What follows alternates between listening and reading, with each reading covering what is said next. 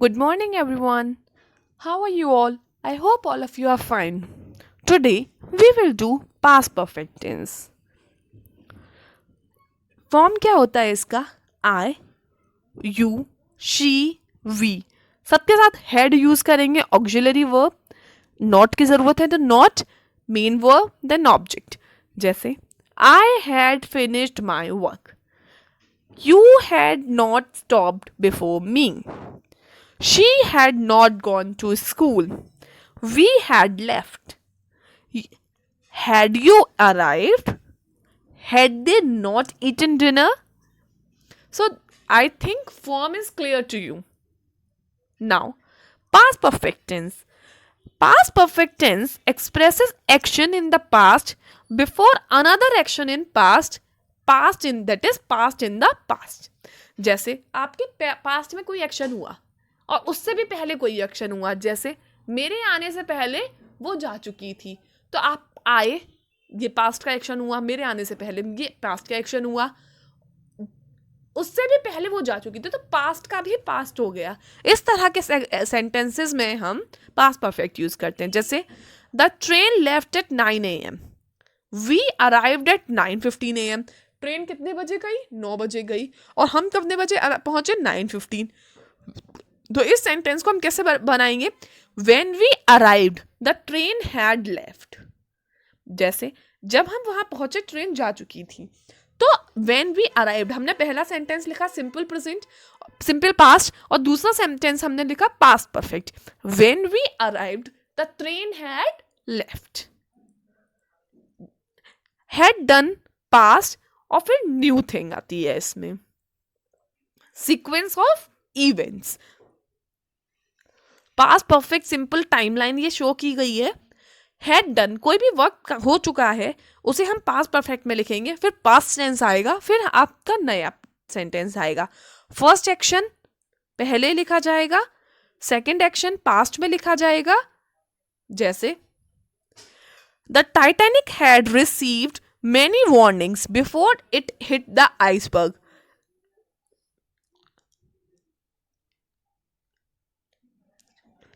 The Titanic had received many warnings before it hit the iceberg. तो iceberg को hit करने से पहले टाइटैनिक को बहुत सारी वार्निंग्स मिली थी.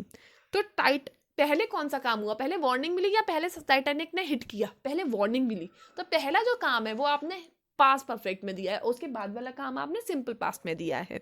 हम यही कहना चाह रहे हैं. The Titanic had received many warnings, पहले उसे वार्निंग मिली before it hit the iceberg. Second sentence आप देखिए, I had already written my report when my friend stopped by to visit. पहले आपने रिपोर्ट लिखी. पहले कौन सा काम? जो काम आपने पहले करा वो आप पास्ट परफेक्ट में लिखेंगे, और जो काम आपने बाद में किया वो सिंपल पास्ट में लिखेंगे. जैसे I had already written my report when my friend stopped by to visit. Use.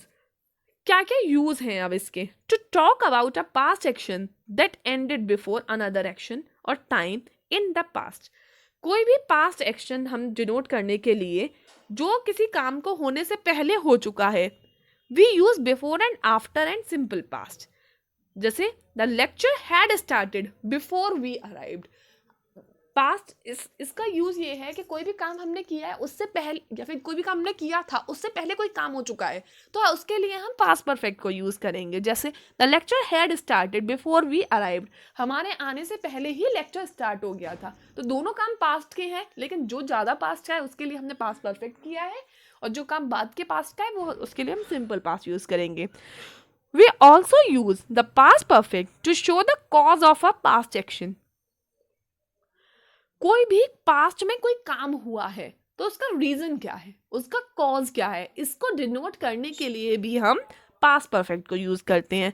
For example, I was tired on Monday because I hadn't slept well the night before. अब आप एक बात सोचिए, मैं Monday को टायर्ड थी और एक रात पहले मैं ठीक से नहीं सोई. तो पहले कौन सा काम हुआ? पहले काम कौन सा हुआ? आप नहीं सोए, वो काम पहले हुआ, तो इसलिए आप पास्ट परफेक्ट को यूज करोगे. सेकंड वाले सेंटेंस में पास्ट को यूज करोगे. लेकिन आप यहाँ पे क्या दे रहे हो, रीजन दे रहे हो किसी चीज का. I was tired on Monday. Why you were tired? Because I hadn't slept well the night before. Right. With time expressions such as when, after, before, as soon as, by the time and by, until. हम इन time expressions के साथ भी past perfect को use करते हैं. जैसे by the time I got home, my brother had already left. मेरे घर जाने जब तक मैं घर पहुंची तब तक मेरा भाई already left. तब by the time. इस तरह की चीजें before, ये पहचान होती है past perfect की. Now, the keywords of past perfect. After, as soon as, ये सब पास्ट परफेक्ट के लिए यूज होते हैं. अब जैसे after, as soon as, before, उसके बाद हम पास्ट परफेक्ट सेंटेंस लिखेंगे, देन सिंपल पास्ट लिखेंगे. बाय द टाइम भी हम यूज करेंगे. मतलब ये सारे आप कीवर्ड्स को यूज करके पास्ट परफेक्ट टेंस और फिर पास्ट सिंपल टेंस. और अगर पहले पास्ट सिंपल लिख रहे हो तो फिर पास्ट परफेक्ट. जैसे आफ्टर और एज सून एज के बाद पास्ट परफेक्ट आएगा और बिफोर और बाय द टाइम के साथ में पास्ट सिंपल पास्ट आएगा. जैसे after versus before. After he had finished the meeting, उसने मीटिंग फिनिश करने के बाद he made a telephone call. तो अगर आफ्टर आपने यूज किया तो आफ्टर के साथ में आप पहले पास्ट परफेक्ट लिखोगे, उसके बाद सिंपल पास्ट लिखोगे. जैसे after he had finished the meeting he made a telephone call. तो आप सीक्वेंस भी देखिए, सीक्वेंस में भी यही चीज सही है कि पहले उसने मीटिंग फिनिश की है, उसके बाद में टेलीफोन कॉल किया है.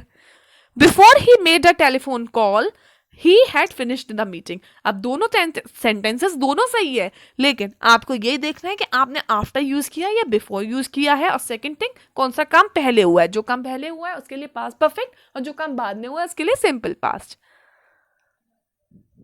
Make similar sentences using after and before.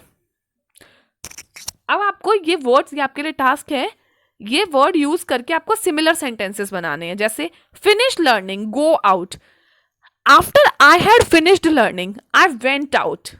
Right. After use किया तो हमने पास्ट परफेक्ट यूज किया उसके साथ. Before I went out I had finished learning. आप दोनों सेंटेंसेस में डिफरेंसेस समझ रहे हो. After I had finished, after के साथ में आप पास्ट परफेक्ट यूज कर रहे हो, सिंपल पास्ट यूज कर रहे हो. और बिफोर के साथ में पहले सिंपल पास्ट यूज कर रहे हो, फिर सिंपल पास्ट परफेक्ट यूज कर रहे हो. Now, in sentences, now this is task for you. Make similar sentences using these words. By using past, जैसे आपने पहले past perfect use करना है, फिर past simple past use करना है. Now, let us see how. Go to the faculty, read. By the time I went to the faculty, by the time के साथ क्या आया? Past आया. I had read an interesting book. Right? अगर as soon as use करेंगे, as soon as I had read an interesting book, I went to the faculty. अब by the time आप use कर रहे हैं तो उसके साथ में सिंपल पास्ट आ रहा है, और as soon as के साथ में क्या आ रहा है? पास्ट परफेक्ट आ रहा है. Now, let us look at past perfect continuous. It is similar to past perfect simple. However, the continuous form expresses longer actions before another action in past. अब जैसे दोनों सिंपल सेम है, past perfect और past perfect continuous same है, लेकिन past perfect continuous में क्या difference है पास्ट परफेक्ट से? कि लॉन्गर एक्शन, जो काम थोड़े टाइम तक होता रहा है, उसको डिनोट करता है. It is similar to present perfect continuous. Nevertheless, instead the time being now, the time is in past. Simple perfect continuous जो होता था उसी के जैसा होता है, लेकिन इसमें सिंपल परफेक्ट कंटिन्यूस में वो काम अभी हो रहा होता है, इसमें ये काम पहले हो रहा था. For example, I had been waiting in the line for hours until I could finally pay my bills. I had waiting for hours when my wife arrived. देख रहे हो आप, पास्ट में कोई काम आपने कुछ कंटिन्यूअस टाइम के लिए किया है इन सेंटेंसेस में. Now, past, present, future. I had been waiting for hours when my wife arrived. First, waiting. The wife arrived. आप देखिए, पास्ट में क्या हुआ? वेटिंग. और प्रेजेंट से पहले ही दोनों काम हो चुके हैं. कोई भी काम ऐसा नहीं है प्रेजेंट में हो रहा है, दोनों काम प्रेजेंट से पहले हुए हैं, इस चीज की ये समझना है। और वेटिंग मतलब इतना टाइम लीप है, ऐसा नहीं कि एक के बाद एक काम, जैसे मेरे पहुंचने से पहले ट्रेन जा चुकी थी तो वो तो हमने पास्ट परफेक्ट में किया था, लेकिन यहाँ पे पास्ट परफेक्ट कंटिन्यूस है। आई हैड बीन वेटिंग मतलब मैन इन द लाइन और इन द क्यू, मतलब वो काम थोड़े टाइम के लिए होता ही रहा है। Affirmative form, I had been waiting. You had been waiting. She, he, she, it had been waiting. Had been आएगा और ing फॉर्म आएगी. We, you, they had been waiting.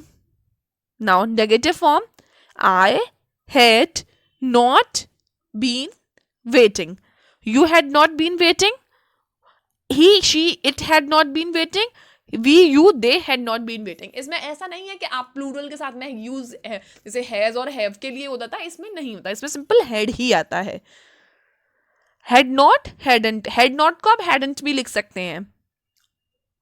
Interrogative form, had I been waiting, had you been waiting, had he she it been waiting, had we you they been waiting. अब हमने पढ़ा, सबसे पहले हमने पढ़ा था आज पास्ट परफेक्ट।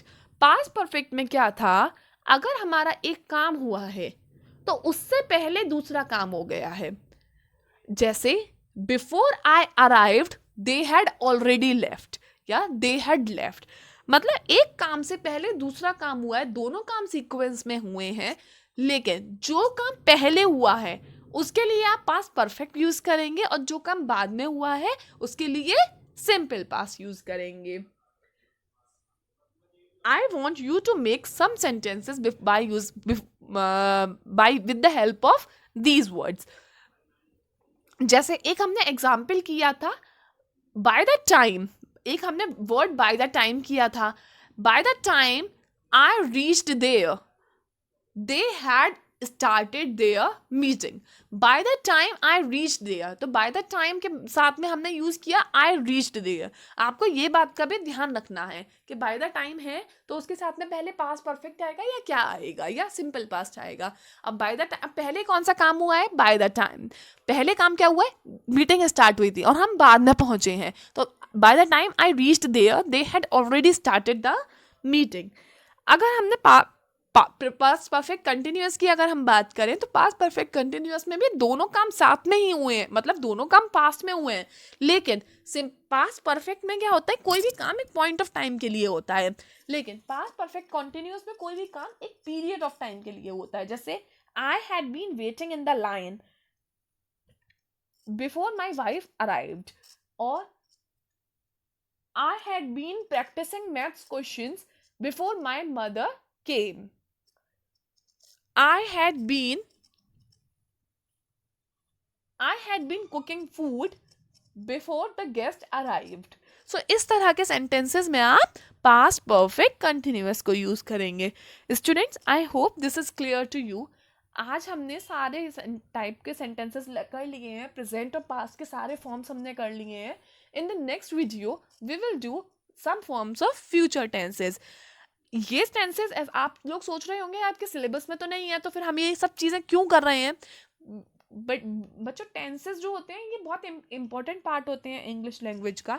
और अगर आपके क्वेश्चन पेपर में एरर ओमिशन, वर्ड ओमिशन, इस तरह के सेंटेंसेस आते हैं, तो एरर, अगर आपको इन सब चीज़ों की बहुत अच्छे से नॉलेज होगी जो हमने आज क्लास की है, ये बहुत इंपॉर्टेंट है, तो आपको बहुत हेल्पफुल होगा ये सब चीज़ें।